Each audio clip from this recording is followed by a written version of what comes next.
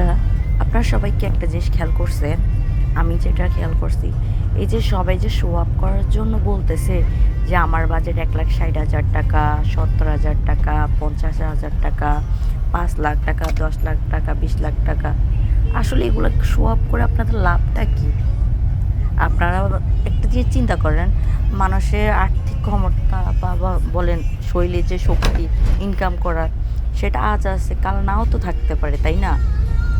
আপনি যে আজকে বেঁচে থাকছেন কালকে মরে যাবেন, আপনার বাচ্চাদের কী হবে, আপনার ফ্যামিলির কী হবে? শো অফ করার জন্য আপনি করতেছেন, আপনি বলতেছেন আপনার হাজব্যান্ড আপনাকে এত লাখ টাকা দিতেছে শপিংয়ের জন্য, আপনি 36,000 টাকা দিয়ে জুতা কিনতেছেন, এই করতেছে সে করতেছেন।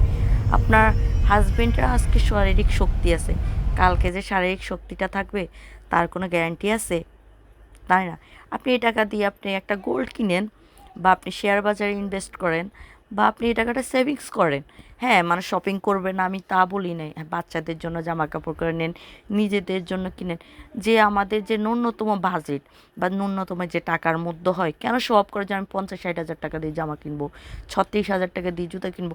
আমার যে জুতার যদি সুন্দর, মানুষের কাছে কমফোর্টেবলের বিষয় হিসেবে আসো, যে কত টাকা দিয়ে কিনলাম তা কিন্তু কোনো ফ্যাক্ট না। আমার জিনিসটা আমার সাথে মানানসই কিনা সেটা বড় বিষয়।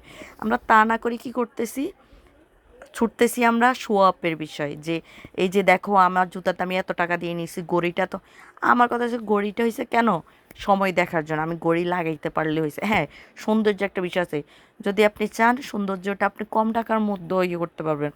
আপনি, হ্যাঁ, আপনি সবাইকে বলুন যে এটা আমি এত টাকা দিই, কিন্তু না, আপনি একটা গোল্ড কিনেন। গোল্ডের যে দাম বর্তমানে দিন দিন যে উচ্চাকাঙ্ক্ষার মতো বেড়ে যাইতেছে, আর আজকে 1 টাকা বাড়লে কালকে 10 টাকা বাড়তেছে।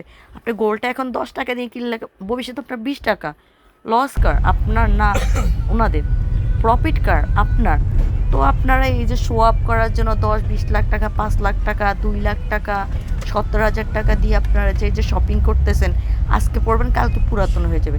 তার থেকে ভালো না যে 1-1,500 টাকা, 2,000 টাকা দিয়ে একটা ড্রেস কিনলাম, বাকিটা আমি একটা গোল্ড কিনলাম বা অন্য কাজে ইনভেস্ট করলাম, তাই না? তো ভালো থাকবেন সবাই, আসসালামু আলাইকুম।